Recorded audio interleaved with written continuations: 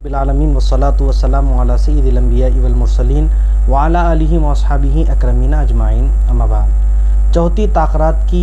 फ़जीलत, उसके नफ़ल नमाज़ें और उसकी फ़जीलतें मुलाहिज़ा फ़रमाइए। चौथी ताक़रात यानी शब क़द्र की 27वीं शब को अगर कोई बंदा मोमिन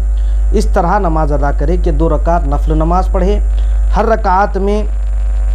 सूरह फ़ातिहा के बाद सूरह क़द्र 1 मरतबा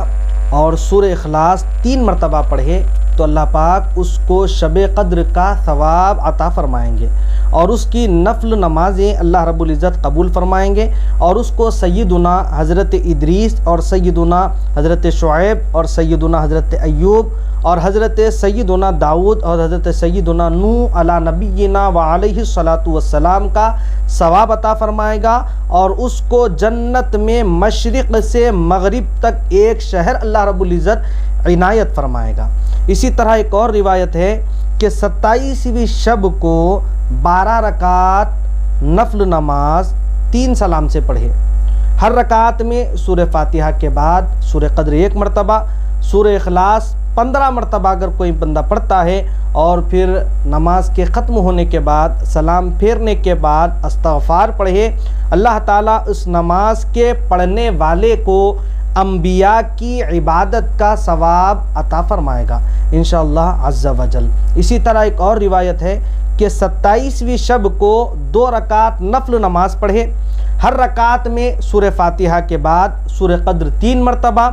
और सूरह इखलास 27 मरतबा पढ़कर गुनाहों की अगर कोई बंदा मग़फ़िरत तलब करता है इंशाअल्लाह ताला उसके तमाम पिछले गुनाह अल्लाह पाक मुआफ़ फ़रमाएगा।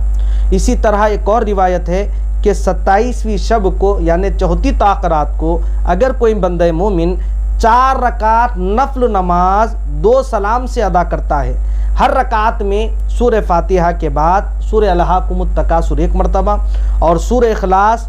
3 मरतबा अगर पढ़ने का एहतमाम करता है तो अल्लाह पाक इस नमाज के पढ़ने वाले पर से जो है मौत की सख्ती आसान कर देगा इंशाअल्लाह ताला, उस पर से अज़ाब क़ब्र भी मुआफ़ हो जाएगा। इसी तरह एक और रिवायत है कि 27वीं शब को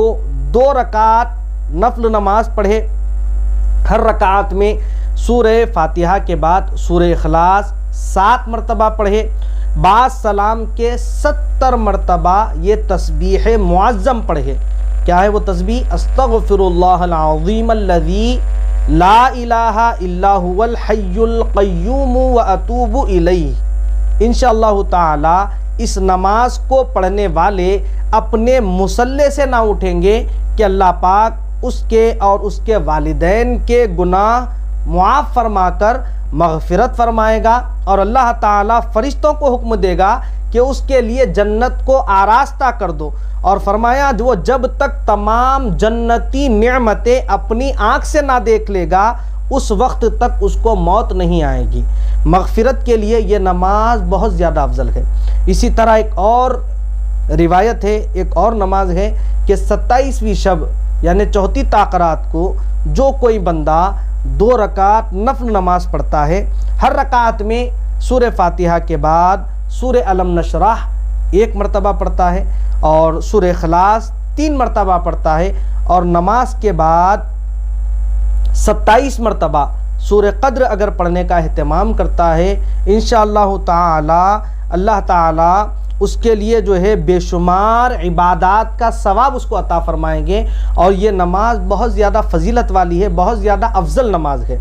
इसी तरह एक और रिवायत है कि 27वीं शब को यानी चौथी ताक़रात को जो कोई बंदा मोमिन 4 रकात नफ़ल नमाज पढ़े, हर रकात में सूरह फ़ातिहा के बाद सूरह क़द्र 3 मरतबा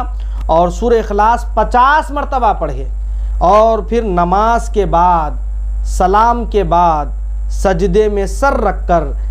1 मरतबा ये कलिमात पढ़ें, सुबहानल्लाहि वल्हम्दुलिल्लाहि वला इलाहा इल्लल्लाहु वल्लाहु अकबर। इसके बाद जो हाजतें दुनियावी या दीनवी तलब करे अल्लाह ताला उसकी हाजतों को अपनी बारगाह में कबूल फरमाएगा। अल्लाहुम्मा सल्लि अला सय्यिदिना मुहम्मद व अला आलिहि वसल्लम।